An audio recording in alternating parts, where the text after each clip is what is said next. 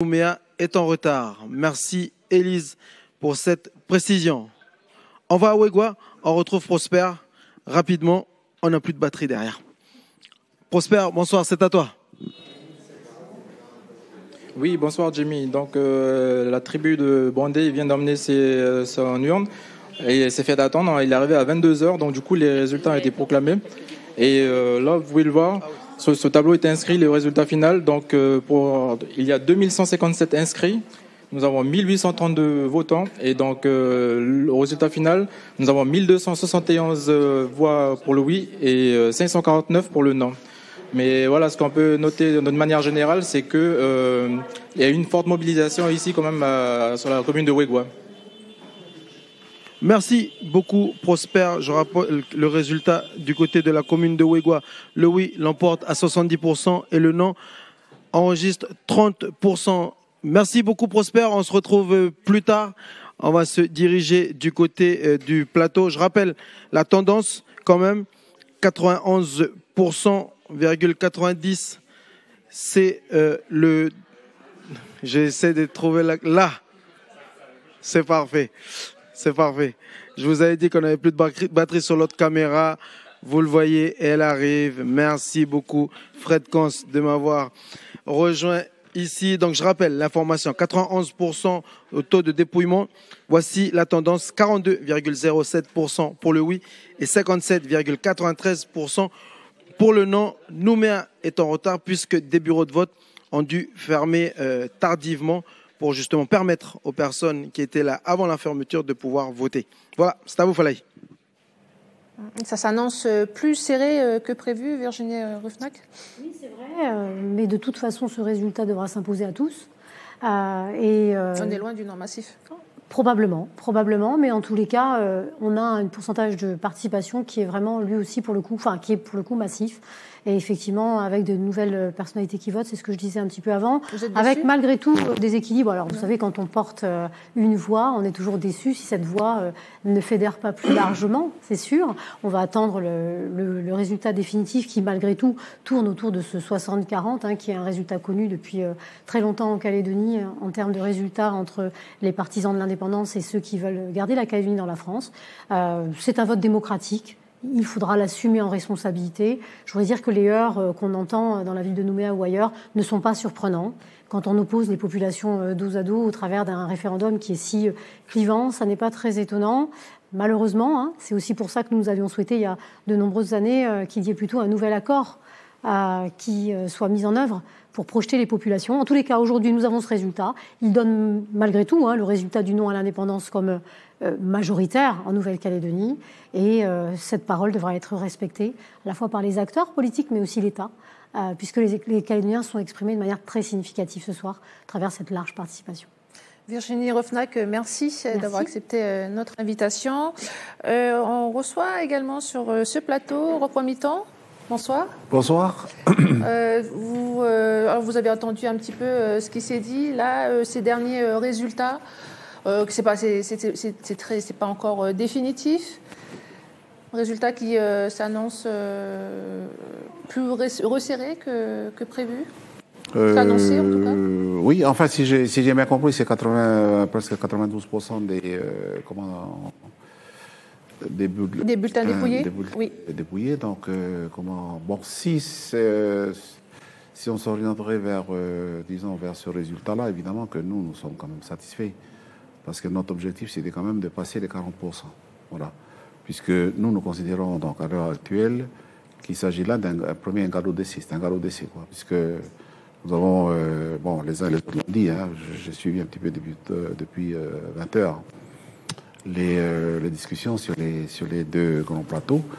Calédonie ANC première, nous, c'est le premier référendum. Voilà, c'est un galop d'essai. Il y a eu beaucoup de problèmes quand même sur la question des listes. Et sur ma commune, beaucoup de personnes n'ont pas pu voter aujourd'hui. Et ça a créé quand même quelques remue-ménages, on va dire, dans des bureaux de vote, notamment les bureaux de vote de Saint-Louis et la Conception. Donc, en remue-ménage, c'est-à-dire qu'est-ce qui s'est passé ils ont contesté, quoi. Contesté le fait qu'ils n'ont pas pu voter, quoi. Et pourquoi ils n'ont pas pu voter? Ah ben parce qu'ils n'étaient pas inscrits, et puis on nous avait quand même expliqué, le salaire nous avait expliqué que jusqu'aujourd'hui c'était possible, donc il y avait tout un dispositif qui avait été mis en place. C'est avéré que c'était faux finalement. Voilà. Donc on ne va pas revenir là-dessus aujourd'hui, on reviendra ça donc sur un autre jour. Mais voilà, il y a quand même des personnes qui n'ont pas pu voter. Mais le résultat est là, si c'est ce résultat qui se confirme. Donc en ce qui nous concerne, nous ferons avec. Hein, voilà, et nous poursuivons le travail. Que ce soit le oui ou le non, nous sommes en ce qui nous concerne dans la phase de construction d'un pays. Voilà, et nous allons poursuivre. Ce que nous avons essayé de faire, parce que c'est un petit peu le grand, je suivais un peu les discussions, le grand absent de ces discussions-là, et surtout à NC Première, parce que j'étais plutôt sur NC Première, c'est l'État. Nous, pendant toute cette campagne, hein, on a quand même quadrillé le pays, hein, quadrillé la Grande Terre, quadrillé les îles Loyauté. Il y a eu des réunions partout. Les 341 tribus ont été donc visitées au moins une fois. Donc le message du FLNKS, avec le projet du FLNKS, est arrivé jusque dans les tribus les plus reculées, dans les chantiers, etc. Donc ça veut dire que nous avons essayé de contenir, disons, ou de rassurer les populations, parce que c'était tellement facile pour ceux qui défendent le non de faire cette campagne à partir du moment où la peur a été agitée comme un chiffon rouge, hein, et donc ça a été quelque chose de très compliqué, ça. Donc pour nous, à faire face à c'est un sacré défi quand même d'utiliser la peur ou d'instrumentaliser la peur pour toujours aliéner les populations. Donc nous faisons avec, nous continuons. Nous, ce que nous avons essayé de faire, c'était de tenter d'amener un débat sur la politique de l'État français ici en Nouvelle-Calédonie depuis. Voilà. La question qui se pose ici, le destin commun, les relations entre la population calédonienne en interne, les Kanaks, les non-Kanaks, les autres, etc. Nous n'avons pas de problème particulier avec ça. Nous, ce que nous essayons de voir, c'est mais finalement quelle est la politique de l'État. L'État mène quelle politique ici en Nouvelle-Calédonie. On a quand même une idée qui est quand même qui se confirme, c'est que l'État français, elle ne souhaite pas l'indépendance de la Nouvelle-Calédonie, ça c'est sûr. Hein. Pour nous, il y a une ligne rouge interdite qui a été fixée par l'État français, et on a tenté de comprendre pourquoi, et on a tenté d'expliquer ça donc au peuple calédonien qu'il faut quand même faire très attention à cela. Nous voulons sortir de l'influence de la souveraineté française pour pouvoir donc créer notre propre souveraineté en relation avec l'État. On aurait souhaité que l'ensemble des forces politiques puissent avoir un débat de fond là-dessus, mais malheureusement, ça s'est pas passé comme nous le souhaitons. Bon, on ne peut que le regretter. Galliano, les deuxième et troisième référendums semblent incontournables, apparemment. Excusez-moi, je regarde. Vous regardez je regarde le dessin et je suis en train de lire. J'ai pas compris tout de suite. Et bon, je salue l'humour. Attention les gars, Yanno est arrivé. Oui. Surveillez les interrupteurs. Il va sauter. Non, il va encore jouer avec les lumières. Donc on fait référence. L'éclairage du Congrès. Voilà, Julien, vous avez je crois que au Congrès. Oui. Je disais tout à l'heure, ce vote est historique pour les Calédoniens.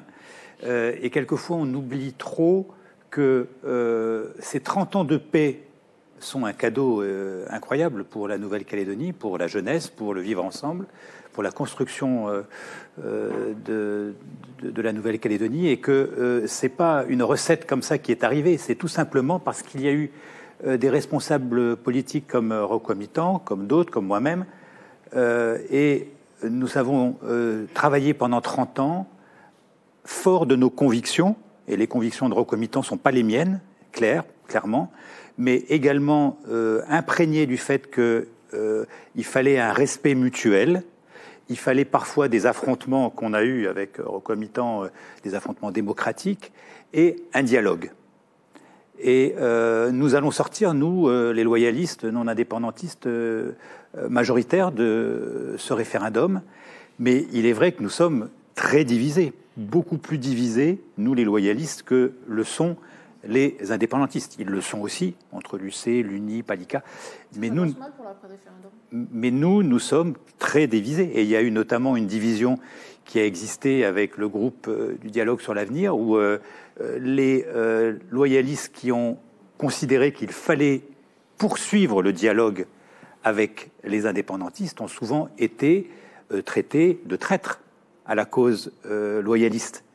Or, on voit bien que le fait de dire qu'il faut aller au référendum pour un peu éclater les indépendantistes ou pour même, excusez-moi du terme, damer les indépendantistes, pour montrer que ça ne marche pas en Calédonie. Et donc, il faut montrer qu'on est majoritaire, mais il faut poursuivre le dialogue si on veut continuer à faire en sorte que ce pays reste dans la paix et, pour je le souhaite, moi, dans la France aussi.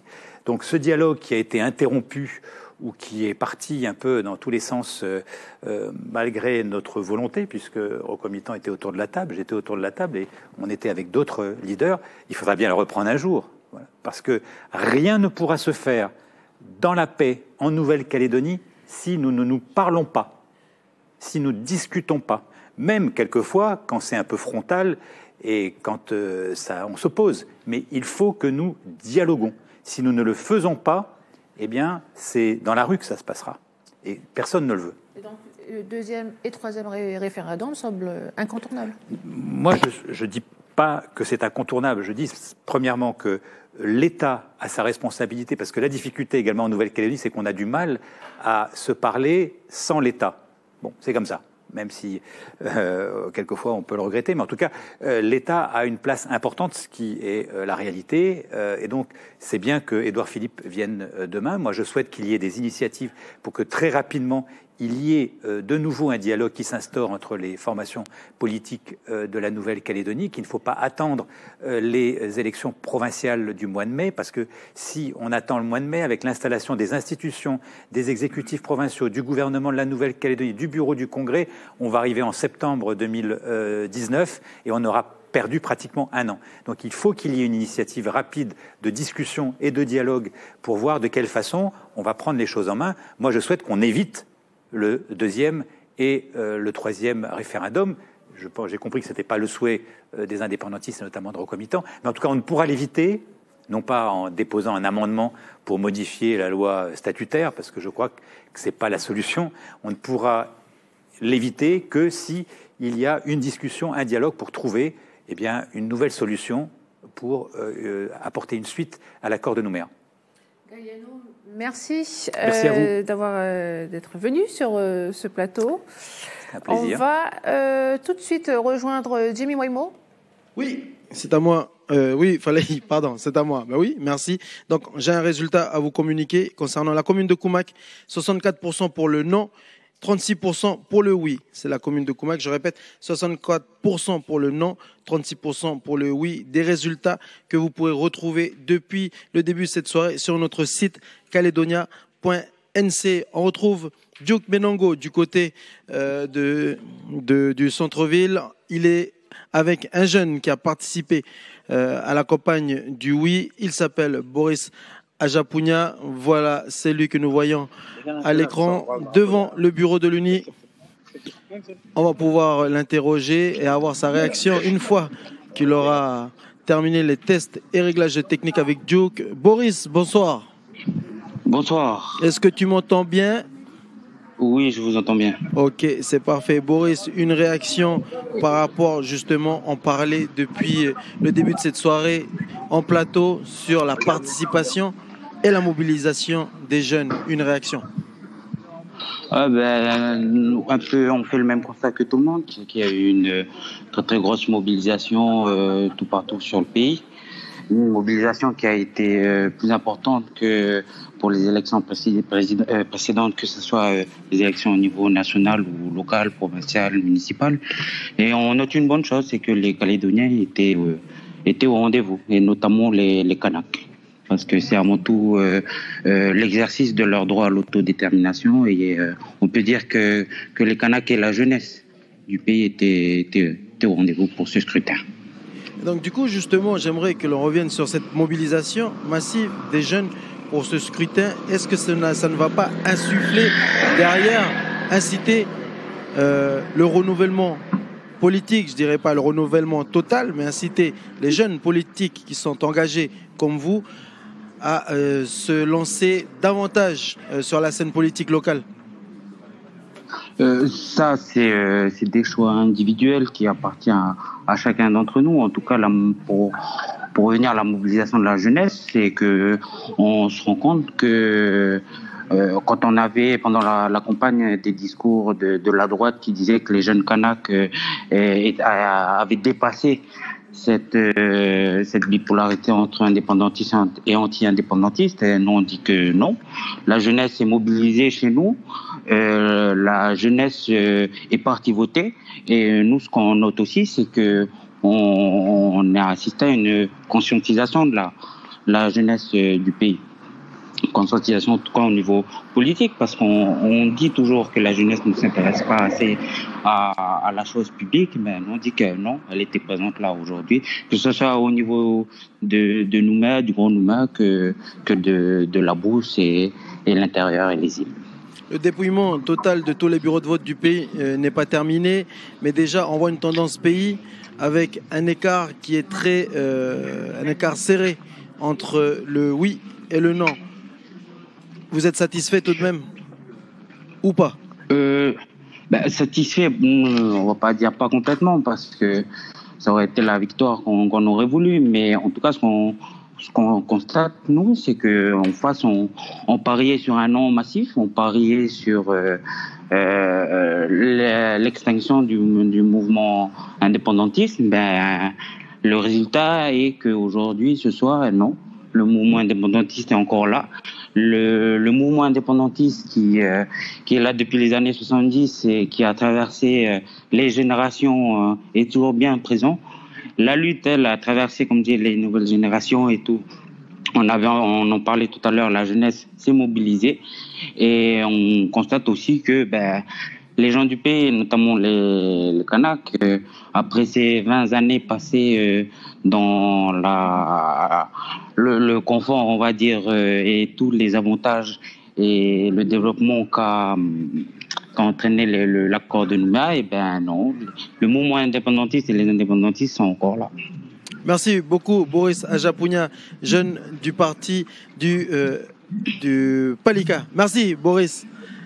Merci à vous. Et merci à Dieu qui a assuré la réalisation technique. On va retrouver un confrère de la presse écrite du journal quotidien La Croix. Il est par là. Michael, bonsoir. Bonsoir. Alors, même question pour nos confrères de France Inter tout à l'heure. Comment est-ce que tu as vécu ce référendum ?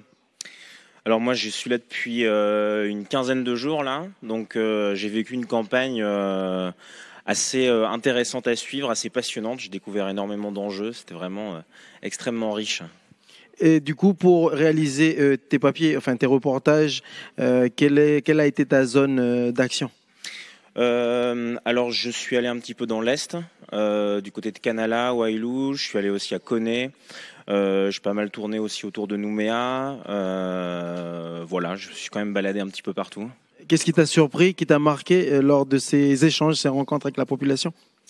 Ce qui m'a marqué, c'est le niveau de conscience politique ici. C'est-à-dire que tout se joue sur un territoire qui est assez vaste, mais sur une population qui est, pour un métropolitain comme moi, c'est l'échelle d'une grande ville. Mais quand on couvre généralement des élections ou de la vie politique à cette échelle, on est sur des enjeux très locaux qui touchent souvent à des choses très vie quotidienne.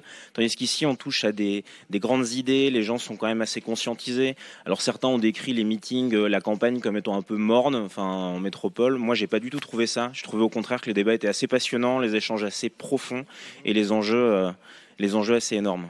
Vous avez senti qu'on aurait une telle participation ? Je ne sais pas si j'avais senti qu'on aurait une telle participation, mais j'avais parié en tout cas sur un écart plus faible. J'ai parié sur un écart un peu plus faible que ce qui pouvait être annoncé par certains sondages entre indépendantistes et non indépendantistes. Michael Corr du journal La Croix, merci d'avoir répondu à nos questions. Merci beaucoup. Allez, on va retrouver Falaï. On devait avoir Philippe Gomez avec Chloé, mais il attend de s'exprimer, il attend les résultats définitifs pour pouvoir s'exprimer en mettant des informations. Merci Clémence. La dernière tendance pays, 95,42% le taux de dépouillement. Voici le score pour le oui, 42,18%. Et pour le non, 57,82%. C'est la dernière tendance. À vos réactions, mesdames et messieurs. C'est à vous, Falaï. Oleti Jamie, on reçoit Sonia Baquès. Bonsoir. Bonsoir. Alors, on l'a entendu, 42% pour le oui, 57% pour le 2. C'est des résultats qui sont plus... L'écart se resserre entre le oui et le non.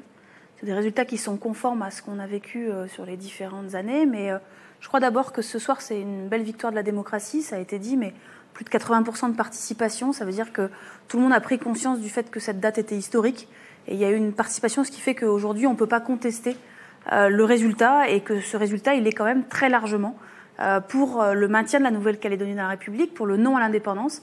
Et ce résultat, il va falloir le prendre en compte parce que réellement, c'est une différence qui est importante. Et je crois que il faut rappeler, parce que ça a été aussi souvent oublié, il faut rappeler que c'est la première fois depuis que la revendication d'indépendance a été évoquée pour la première fois. C'est la première fois que les Calédoniens s'expriment dans le cadre d'un scrutin où le corps électoral est partagé par tous, où l'organisation est partagée. Et c'est donc la première fois on va pouvoir passer historiquement aujourd'hui d'une Calédonie française subie au moment, en 1853, au moment de l'arrivée de Février des Pointes, à une Calédonie française choisie par les Calédoniens dans le cadre d'un corps électoral partagé par tous. Ça, c'est énorme. Ça paraît, on s'attarde sur le score, qui est un élément important, mais je crois que vraiment, ce qui est important, c'est que les Calédoniens ont décidé très majoritairement de rester dans la République française. Mais avec un tel résultat, vous pensez que résultat du oui, vous pensez que vous pouvez remplacer le deuxième et troisième référendum? Je pense que, vous savez, les gens qui ont voté, encore une fois, il y a un taux de participation extrêmement important. Un taux de participation extrêmement important lors de ce scrutin. Donc, les résultats dans 2 ans seront à peu près similaires à ceux qui sont aujourd'hui. On a eu, les indépendantistes vont dire, on a un taux de participation qui peut s'améliorer aux îles. Nous, on considère qu'il y a eu des gros soucis sur les procurations dans les communes du Grand Nouméa. Donc, il y a des modifications à la marge, mais globalement, on ne rattrape pas 8 points, donc 16 points d'écart entre le oui et le non en 2 ans. Donc concrètement, je crois que les indépendantistes n'ont pas d'intérêt. Être si sûr que en 2 ans, ça peut dans 2 ans, le corps électoral sera le même, les personnes qui ont voté seront à peu près les mêmes, en dehors des jeunes majeurs, et donc les équilibres ne vont pas changer. Je pose la question très clairement aux indépendantistes de savoir quel est l'intérêt d'y retourner avec une intervalle aussi courte, avec un corps électoral qui ne va pas changer, avec finalement le risque d'avoir encore pendant 4 ans une instabilité qui va générer des problèmes sociaux importants. Et je crois qu'on a intérêt à apporter de la stabilité. Je crois que on a tous conscience du fait qu'on a 40% des Calédoniens qui souhaitent l'indépendance et que les indépendantistes seront toujours indépendantistes demain matin et qu'il donc faut respecter cette volonté-là, mais qu'on n'a pas forcément intérêt les uns et les autres à y retourner dans 2 ans et dans 4 ans, mais par contre qu'on a intérêt à proposer un dispositif, et c'est ce qu'on a fait, qui permette d'avoir un droit permanent à l'autodétermination pour reconnaître cette volonté des indépendantistes d'avoir l'indépendance, mais pas tout de suite, pas dans 2 ans, pas dans 4 ans, parce que franchement les résultats ne vont pas changer. Rob Pomiton, une réaction? Une question vous a été posée. Oui, mais enfin, j'entends bien l'argument développé par Sonia Baquès. Mais nous sommes restés sur l'accord de Nouméa. Voilà. L'accord de Nouméa, c'est quand même un package qui correspondait à quelque chose de fondamental. C'était la question de la revendication nationaliste kanak, liée à sa dignité, à son identité, à son histoire.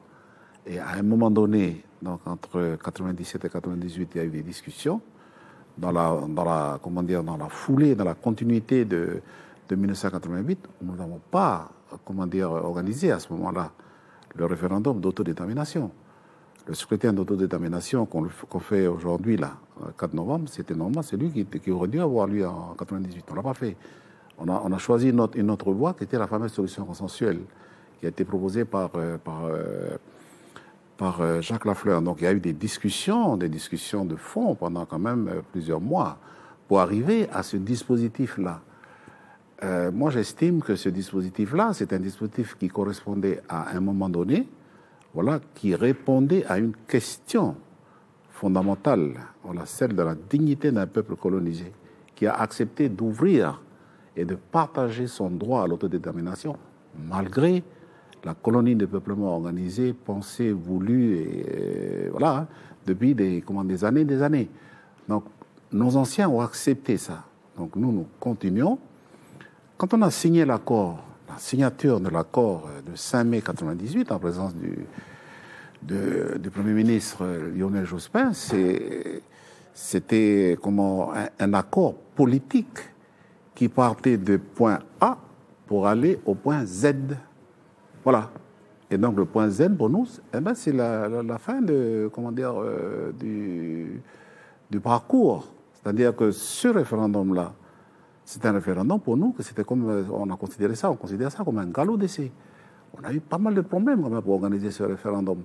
Et les problèmes demeurent. Comme je le disais tout à l'heure, dans ma commune, je ne sais pas si je l'ai dit ici ou là-haut, dans ma commune, la commune de du Mont-d'Or, il y a eu beaucoup de personnes, de Kanaks, de jeunes Kanaks, d'ailleurs, ils se sont disputés dans le bureau de vote, qui n'ont pas pu voter alors que ce sont des Kanaks.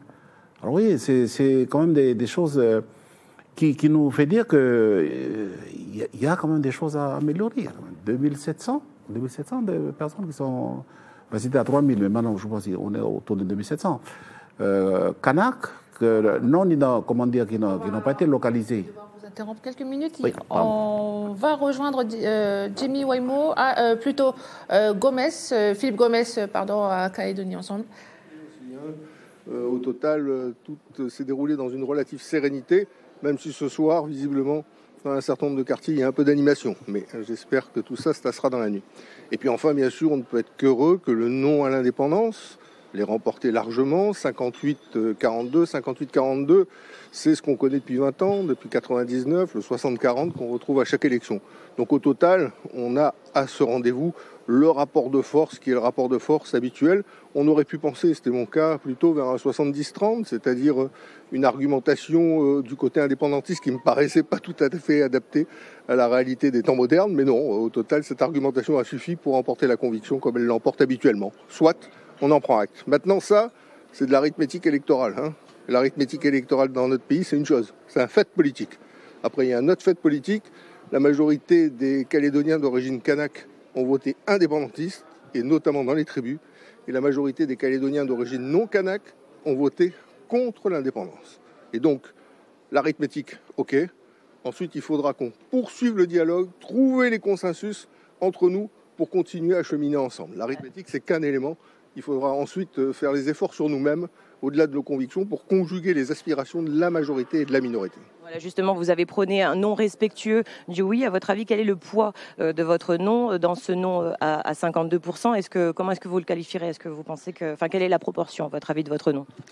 J'espère qu'elle est la plus large possible. Calédonie Ensemble représente dans le pays, au travers des dernières élections de 2014 comme de 2017, à peu près la moitié du vote non indépendantiste. Donc je pense que notre discours de respect des convictions de chacun, de poursuite du dialogue, de construire des consensus, a trouvé une assise qu'il a habituellement et qu'il a trouvé dans le cadre de ce référendum. Et notre discours, il est simple, c'est pas parce qu'on est différent qu'on pense pas la même chose qu'on doit se mettre sur la gueule. C'est vachement simple. Et je crois qu'on a intérêt à faire comme ça parce que pendant longtemps, on ne s'est pas parlé et au bout du compte, ça a donné 70 morts. Donc depuis qu'on se parle, la situation est beaucoup mieux. Donc voilà, poursuivons et il ne faut pas que ce 58-42 mette un terme à un dialogue ou un terme à une manière de fonctionner. Il faut que ce 58-42, ce soit le départ vers la poursuite du fonctionnement qui nous a permis de vivre ensemble et de vivre en paix. Au-delà des chiffres, en tant que citoyen calédonien, comment est-ce que vous avez vécu cette journée historique? Un petit peu avec une boule dans le ventre. C'est pas une journée comme une autre. J'ai fait beaucoup d'élections ces 30 dernières années, municipales, provinciales, législatives, présidentielles, européennes, etc., etc. Mais là, c'était pas un scrutin pour un homme, c'était pas un scrutin pour une sensibilité, c'est pas un scrutin pour une liste, c'est un scrutin pour un pays. On votait pour son pays. Ça change la manière dont on met le bulletin de vote dans l'urne. En tout cas, moi, j'ai été marqué par cette journée électorale particulière. Et maintenant, quelle va être la suite? La suite, c'est tendre la main aux indépendantistes. Le 58-42, ça ne veut pas dire, bon, le match est plié, rentrez à la maison. Le 58-42, ça veut dire on va continuer à faire les choses ensemble, parce que c'est la seule manière de construire un pays où chacun ait sa place et un pays qui continue à vivre en paix. Donc voilà, tendre la main aux indépendantistes. Merci beaucoup. Merci à vous. Est-ce qu'il faut un troisième référendum, à votre avis? Le deuxième et le troisième référendum, ce serait une gourmandise. Enfin, ce que je veux dire, 58-42, bon, je ne doute pas que les Calédoniens puissent changer un petit peu d'avis. Mais quand on a 58-42, quelque part, la messe a été dite. Et les Calédoniens, au bout de 2 années, ne sont pas des girouettes. Ils ne vont pas prendre un autre bulletin que celui qu'ils ont pris 2 ans avant. Donc, certes, c'est l'accord de Nouméa. Certes, si les indépendantistes le décident, ces référendums seront organisés. Mais moi, ce que je souhaite, c'est qu'on en parle avec eux pour dire, ces référendums, vous pouvez les organiser, mais si vous les organisez, on va rentrer dans un tunnel de tension politique avec son cortège de désordre économique, d'investissements qui ne se feront pas de la part des entreprises, de destruction d'emplois, d'absence de consommation des ménages, et tout ça pendant plusieurs années. Est-ce que ça correspond à l'intérêt général du pays? Non. Donc est-ce qu'on peut les éviter ensemble? Est-ce qu'on peut construire ensemble un nouveau consensus qui intègre le fait que ces référendums pourraient être organisés, mais plus tard, dans d'autres conditions, et qui nous permettent aussi, ce nouveau consensus, de construire une organisation politique qui se substitue à celle de l'accord de Nouméa, qui soit aussi constitutionnalisée, parce que l'accord de Nouméa, il est transitoire, on arrive au bout de l'exercice, et il va falloir continuer à cheminer ensemble avec une nouvelle organisation. Donc voilà, non au deuxième et troisième référendum, mais pas dans un cadre autoritaire, pas dans le cadre d'une loi qui de toute façon ne dépassera pas l'imprimerie du Sénat, mais dans le cadre d'un projet qu'on construit ensemble avec les indépendantistes. Merci beaucoup. Merci à vous.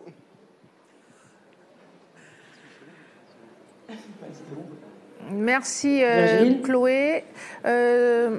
Sonia Backès, une réaction avant de nous quitter? Non, mais d'abord, sur ce que disait Rocco Mitan et sur le parcours qui a été celui des indépendantistes, je crois que chacun le respecte. Et je pense que ça fait partie des choses que nous avons construites depuis 30 ans, le fait de respecter les ambitions des uns et des autres. Et je pense qu'on peut quand même acter ensemble le fait que depuis 30 ans, la cause kanak a énormément évolué. Il y a énormément de choses qui ont été faites en matière de rééquilibrage, en matière de formation des cadres, en matière de place des Kanaks dans la société calédonienne. Il y a encore des choses à faire.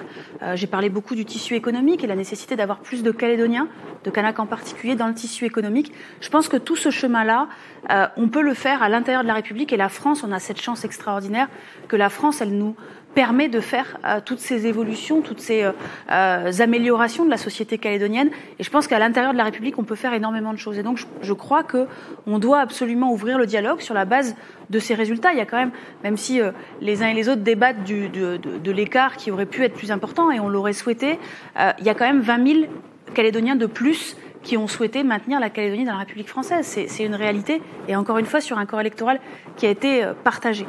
Ensuite, ce que je veux dire, c'est en particulier suite à l'intervention du député, c'est que les Calédoniens ne veulent plus de cette marche forcée vers l'indépendance.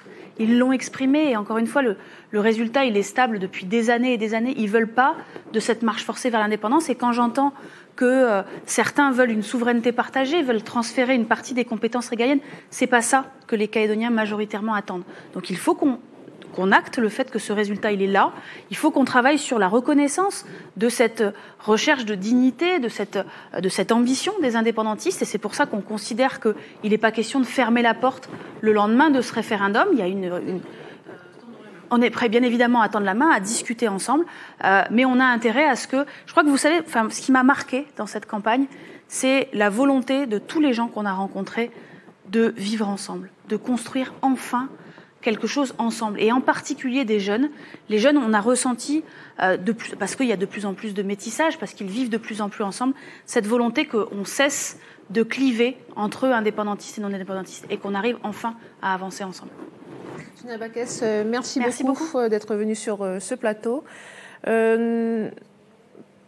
Pierre-Christophe Pons, peut-être avec les résultats annoncés par Philippe Gomez, 58 et 42. Oui, pour essayer de faire un peu une synthèse d'un peu de tout ce qui a été dit, puisque je pense que on arrive au terme un petit peu aussi de cette soirée électorale, c'est que effectivement il y a un constat que l'on peut faire, c'est que déjà on va dire que les écarts sont connus désormais, qui sont peut-être moins importants que ce qui était annoncé par les sondages, mais qui correspond grosso modo à l'écart politique que l'on observe aux élections provinciales. Donc c'est le constat qu'on peut faire. La deuxième chose que l'on peut dire aujourd'hui, c'est que, je crois que tout le monde l'a dit, ça fait un consensus, la participation, mais je crois que cette participation, elle devra être, on va dire, elle sera validée aux prochaines élections provinciales. J'ai envie de dire, c'est plus facile de mobiliser un électorat pour un référendum d'indépendance que sur des élections locales, avec des enjeux locaux. Je crois que le vrai enjeu, il est là. Donc on parlait de renouvellement, d'appel à la jeunesse, à une féminisation peut-être des élus, mais je crois que c'est quelque chose aussi à prendre en compte, c'est comment faire en sorte sur le long terme de mobiliser davantage la jeunesse. Ensuite, moi ce que je constate, c'est que la Nouvelle-Calédonie, et c'est ce qu'on observe depuis 30 ans, il y a quand même une cristallisation des différences politiques. Voilà, une province sud loyaliste, une province nord et une province des îles indépendantiste. On invente rien en disant ça, mais quand on regarde dans le détail, eh bien, ces différences politiques, elles s'observent à des échelles beaucoup plus fines entre certaines communes. Et puis même quand on rentre dans certaines communes, notamment les communes de brousse, on a souvent un village qui est non indépendantiste, majoritairement, on l'a vu tout à l'heure à Wegoa, et puis les tribus aux alentours qui sont indépendantistes. Donc finalement, le paysage politique, il n'a pas fondamentalement évolué, mais ça consacre une chose. C'est qu'en Nouvelle-Calédonie, il y a un contraste entre d'un côté les territoires indépendantistes et d'un autre côté les territoires non indépendantistes. La question pour demain, c'est de savoir qu'est-ce qu'on va en faire. Est-ce qu'on peut trouver finalement des territoires d'entente entre les uns et les autres? Est-ce qu'on peut essayer de faire en sorte que les clivages soient moins visibles et surtout moins contraignants entre les uns et les autres? Encore un enjeu, en tout cas pour la société politique d'après ce 4 novembre, puisqu'il y aura un après le 4 novembre. Les enjeux sont importants. Je crois que il y a quand même beaucoup de choses à relever. J'appelle en tout cas de mes vœux à ce que la classe politique soit sensible à cet appel, à ce besoin aussi peut-être de dialogue. Je crois que tout le monde l'a dit. Mais voilà, pas mal de petites choses en perspective. Et je crois que nos élus, quels qu'ils soient, ont du pain sur la planche. Roch Wamitan, alors tout le monde a l'air disposé de discuter avec vous. Vous semblez... Est-ce que vous êtes satisfait? En tout cas, par rapport au dernier résultat, c'est le résultat final, celui-là, ou c'est encore... Alors, il me semble, c'est le résultat annoncé par 42. Philippe Gomez. Philippe Gomez. Du coup, il s'est trompé. 58-42, oui. Oui, mais du coup, il s'est trompé, Philippe Gomez. Parce que pour son oui massif à 70-30, et puis tout est déplié, il y a quand même 12% d'écart. Hein, c'est 17 000 personnes. Hein, voilà. Et l'écart entre les deux groupes, ce n'est que 17 000 personnes, 17 000 voix. C'est pas grand-chose. Donc ça veut dire quoi? Ça veut dire que le deuxième et le troisième référendum, ils se justifient complètement. Hein. Parce que ce que nous cherchons, c'est quoi finalement? C'est que nous cherchons, c'est pas de forcer la population à devenir indépendante. C'est à faire émerger un peuple. C'est ça que nous cherchons, nous. À faire émerger un peuple. Et c'est dommage, pour moi, j'ai trouvé que c'était dommage qu'au cours de cette campagne électorale, eh bien, le débat est resté, en tout cas pour nos adversaires politiques, au ras des pâquerettes, quoi. C'était la peur, c'était le mensonge. Qu'est-ce qu'on a pu entendre, quoi? Ils n'avaient pas de projet. Nous, en tout cas, nous avions un projet. Nous avons toujours ce projet-là. Eh bien, quand même, ça a marché parce que tous les pronostics, on a fait exploser les pronostics parce que regardez comment finalement, si c'est bien cela, si c'est bien à 42%, l'écart il s'est réduit. Donc ça veut dire que moi je suis je vais devoir vous interrompre tout de suite. On a le président de la République, Emmanuel Macron, qui va s'exprimer. On l'écoute. Bon. Était aujourd'hui appelé à se prononcer sur l'accession à l'indépendance de la Nouvelle-Calédonie. L'organisation de ce scrutin était prévue par l'accord historique, vieux de 30 ans, qui avait permis à la Nouvelle-Calédonie de retrouver la paix civile dans le dialogue et le respect mutuel. Ce jour était le rendez-vous que les Calédoniens et l'État s'étaient donné à eux-mêmes pour surmonter les divisions. Je veux relever ici la promesse tenue depuis 30 ans, sans considération des changements de majorité à Paris ou en Nouvelle-Calédonie. J'ai en mémoire ce jour le rôle de chacun des responsables politiques qui ont marqué ce chemin de leur empreinte indélébile. Avec le gouvernement, nous avons tenu à la stricte neutralité de l'État dans cette consultation et à la plus grande transparence de l'ensemble du processus électoral.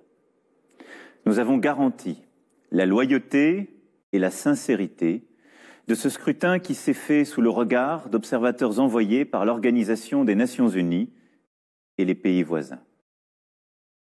Je tiens ici à saluer l'engagement des forces politiques calédoniennes et des autorités coutumières kanaks dans une campagne responsable, respectueuse des points de vue adverses, veillante à chaque instant à éviter les tensions et à préserver l'acquis de 30 années de dialogue et de paix. Les électeurs ont pu choisir souverainement, en connaissance de cause, la relation entre la Nouvelle-Calédonie et la France. Ils se sont exprimés aujourd'hui, majoritairement pour que la Nouvelle-Calédonie reste française. Je dois d'abord dire l'immense fierté que nous ayons ensemble passé cette étape historique. Je veux aussi dire la fierté pour le chef de l'État que la majorité des Calédoniens ait choisi la France. C'est pour nous une marque de confiance dans la République française, dans son avenir et dans ses valeurs. Cette fierté, chacun peut la ressentir et la partager. En ce jour, le seul vaincu est la tentation du mépris, de la division, de la violence, de la peur. Le seul vainqueur, c'est le processus en faveur de la paix qui porte la Nouvelle-Calédonie depuis 30 ans. L'esprit de dialogue que plus rien n'entamera. L'esprit de responsabilité qui a conduit à une participation exceptionnelle des Calédoniennes et des Calédoniens. Je mesure la déception de ceux qu'anime la volonté de l'indépendance. Ils ont pu l'exprimer dans les urnes. Et à cela, je veux dire que l'État est engagé aux côtés de la Nouvelle-Calédonie pour garantir dans la durée la dignité de toutes les composantes de la société autour des valeurs de liberté, d'égalité et de fraternité. Ces valeurs sont celles de la République française, comme elles sont celles de l'Océanie. Nous pouvons les partager au-delà de nos divergences, dans l'humilité et dans le respect. À présent, j'invite chacun à se tourner vers l'avenir. J'invite chacun à se saisir des responsabilités exceptionnellement larges, reconnues aux instances locales, pour construire la Nouvelle-Calédonie forte de son histoire et tournée vers demain. J'invite chacun à inscrire la Nouvelle-Calédonie tout à la fois dans la République et dans le destin océanique et indo-pacifique qui est le sien. À titre plus personnel, je sais qu'une petite fille à Ouvéa veille sur un arbre planté ensemble qui va continuer de croître.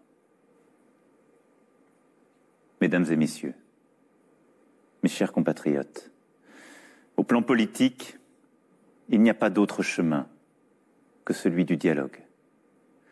Le gouvernement proposera aux forces politiques de Nouvelle-Calédonie de se réunir dans les prochaines semaines.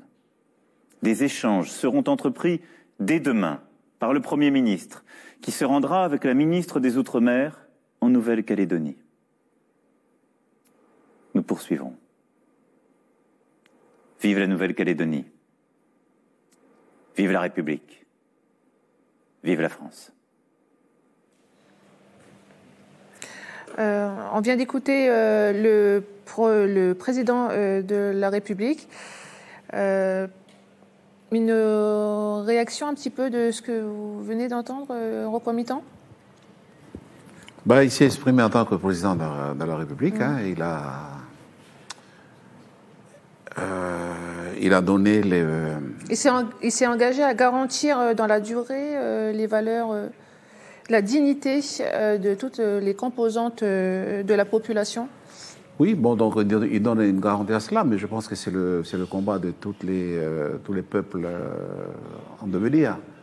Nous sommes un peuple en devenir. Voilà. Nous sommes dans un processus, il ne faut pas l'oublier, pour arriver tout doucement à l'émancipation. Non, ce que je voulais dire, c'est que, finalement, il ressent une fierté. On a entendu, c'est un mot qu'il a utilisé. Voilà. Donc ça veut dire que il le dit aujourd'hui, au mois de mai, lorsqu'il est passé ici, il avait dit que la France ne serait pas si belle sans la Nouvelle-Calédonie. Donc il a quand même donné des orientations déjà, en ce qui le concerne, par rapport au devenir de la Nouvelle-Calédonie. Et quand il dit que, c'est la critique que je peux formuler là, quand il dit qu'il est neutre, l'État n'est pas neutre. En tout cas, en ce qui nous concerne, nous, on ne peut pas dire qu'un État comme celui-là, qui est là depuis 165 ans, est neutre. On ne peut pas dire que cet État est neutre lorsqu'il a déjà fixé il a pourtant réaffirmé ça, il a réaffirmé. Il ne peut pas être neutre. L'État français souhaite garder la Nouvelle-Calédonie, garder ses possessions en Nouvelle-Calédonie, ses confettis de l'Empire, parce que il veut assurer son devenir dans cette région où se crée désormais la richesse mondiale. Et le nouvel ordre mondial, il est ici. Voilà. Donc c'est ça que je disais tout à l'heure.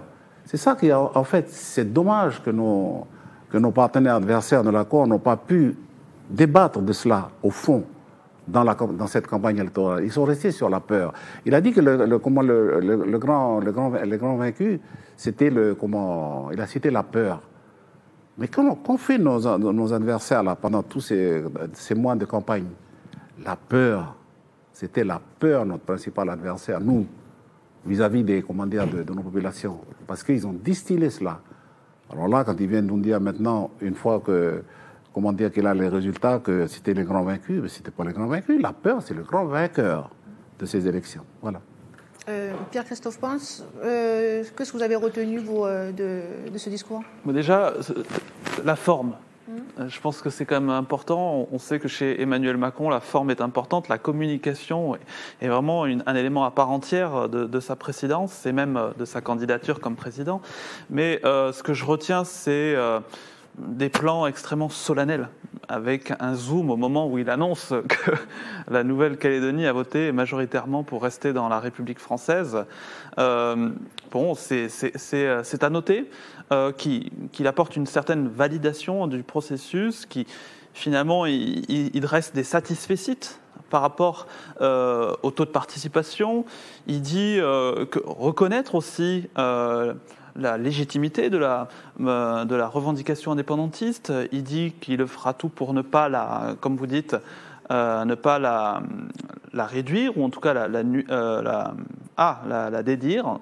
Et je crois que, en tout cas, il appelle à se tourner vers l'avenir. Un avenir qui se situe dans l'axe Indo-Pacifique.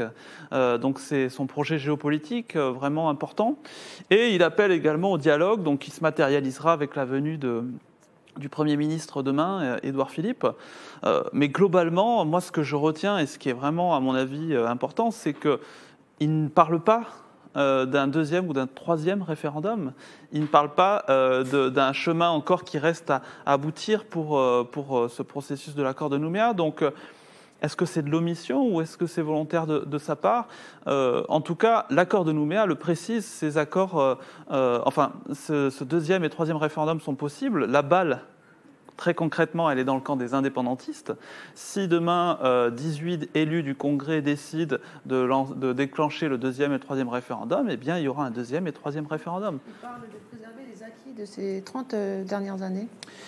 Évidemment, on ne peut pas imaginer le contraire. Je crois qu'en Nouvelle-Calédonie, même aujourd'hui, tous les partis non indépendantistes ne remettent pas en cause tout ce qui a été fait, tout ce qui a été acquis comme compétences et tout ça. Donc, je crois que la majorité des partis aujourd'hui est en faveur de cette autonomie de la Nouvelle-Calédonie.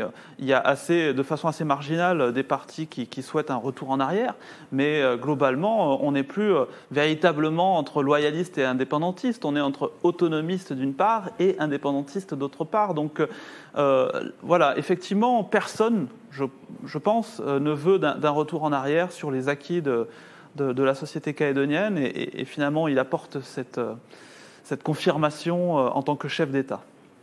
Voilà, on arrive au terme de cette émission spéciale, cette soirée marathon à 6 heures de direct depuis 17h30 avec des résultats très tardifs. Merci Pierre-Christophe Pons d'être resté tout au long de cette émission. Il fait froid en plus ici. Merci pour toutes ces analyses que vous avez apportées depuis midi, et ces analyses qui nous ont permis d'éclairer et alimenter ces entretiens. Merci beaucoup Rocco Mitan aussi d'avoir accepté notre invitation et puis d'être là aussi tard. Alors je rappelle le résultat, alors qui est un nom beaucoup moins massif, qui était prévu, qui était alors entre 57 et 58%. Et on vous donnera les résultats précis demain matin, puisqu'ils seront proclamés demain matin à 7h30 par le président de la commission de contrôle au commissariat, et nous y serons. Voilà, ce qu'il faut retenir ce soir, c'est que la Nouvelle-Calédonie reste dans la France. Merci beaucoup à tous. Je vais rejoindre de suite Jimmy et l'ensemble de la rédaction conçue spécialement pour ce rendez-vous. Alors, depuis ce matin, vous avez pu suivre à travers votre télé, notre page Facebook et notre site caledonia.nc tous les moments liés à ce jour historique, à ce jour marathon, comme on le disait. Toute l'équipe de Calédonia s'est mobilisée pour vous donner en temps et en heure les dernières informations. Voilà, Jamie. Alors, merci, Falaï. Comment tu l'as vécu alors en tant que journaliste et en tant que citoyen? En tant que journaliste et en tant que citoyen, je commençais d'abord en tant que citoyen. Merci.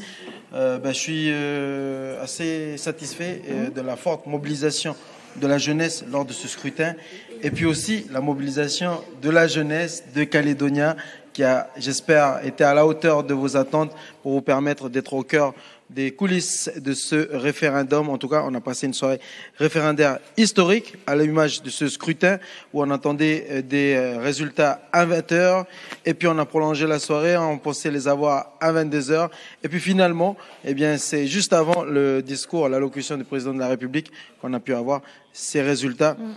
Et encore, on vous le donnera précisément demain matin, puisqu'ils seront proclamés par Francis Lamy, qui est le directeur de la commission de contrôle du Haut-Saraya. Donc demain matin, Calédonia sera là évidemment pour vous donner les résultats. Donc je pense que les merci ont été faits et donnés. Non, on va le faire. On a une longue liste de remerciements. Attends l'honneur, Falaï, pour commencer. On remercie l'Université de Nouvelle-Calédonie de nous avoir prêté déjà ces locaux qui, on le disait tout à l'heure, n'étaient pas encore inaugurés.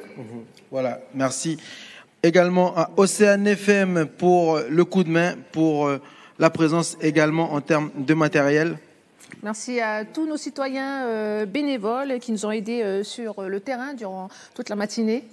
Et on remercie les GRI, les journalistes présents aux 4 coins du pays. Merci pour cette mobilisation.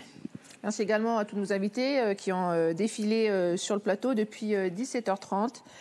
Et on remercie le service technique. Service technique, il faut qu'on n'oublie personne parce qu'on va se faire taper sur les doigts. Sans qui on ne pourrait pas émettre ce soir. Merci pour cette prouesse. Merci d'avoir fait en sorte qu'on puisse être ici, dans ces locaux flambant neufs de l'Université de Nouvelle-Calédonie. L'installation rapide de la rédaction spécialement pour le référendum, une installation qui s'est faite en quelques jours. Merci à toute l'équipe technique. Et puis, bon, l'information du jour, comme tu l'as dit, Falei, c'est le non qui l'emporte, qui se situe entre 57 et 58%. Un résultat donc qui était prédit par les sondages, mais avec humilité. Les sondages ne prédisaient pas ces écarts. Donc voilà les précisions demain avec la prise de parole de Francis Lamy au Haut-Commissariat. Merci, on n'a oublié personne. On n'a oublié personne. Et puis on va juste faire un petit clin d'œil, on va remercier l'invité surprise, c'est Fly, qui nous a dit au revoir avec ce petit dessin sur le plateau. On avait commencé avec un dessin, bien on va terminer avec un autre dessin. Donc voilà, avant de partir, je tiens à remercier RRB pour ses subventions. Ça va payer ma soirée. Olé, signé Fly. Voilà, on remercie Fly pour sa petite participation. On remercie également, je vais retourner vers Falei, tous les invités. Et puis un invité, je dirais, culturel, c'était Edou qui est venu nous faire. 18h tout à l'heure. Voilà, qui était avec nous à 18h avant de s'envoler pour Paris. Et puis, on va se séparer avec ce son intitulé Choisi par. On va déjà peut-être donner Falei. le rendez-vous quand même demain à 18h. On est fatigué, mais on va donner quand même toutes les informations jusqu'au bout. À 18h demain. Pourquoi je te tends le micro, j'ai pas un micro. Édition spéciale suivie d'un entretien avec le Premier ministre. Voilà. Voilà. Donc, et on peut finir donc en musique. Voilà, c'est ça. 18h le JT et puis à 20h l'entretien mené en direct sur Calédonia par Falei Wedje en collaboration avec NC La Première, Angélique Souche. On termine en musique ? On termine en musique. Le morceau qui a été choisi, c'est One Love. Dédou. Voilà. Allez, merci à tous. Bonne soirée à tous sur Calédonia. Merci. Et à demain.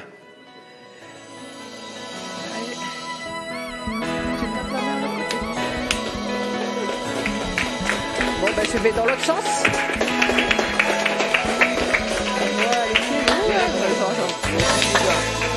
J'en trouvais juste.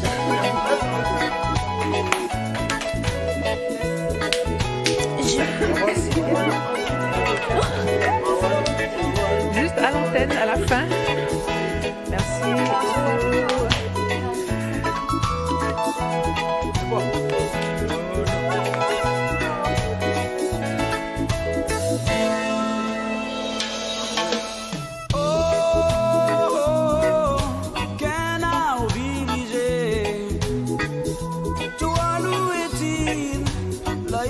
Sentiments, différentes cultures, différentes couleurs, la condamnée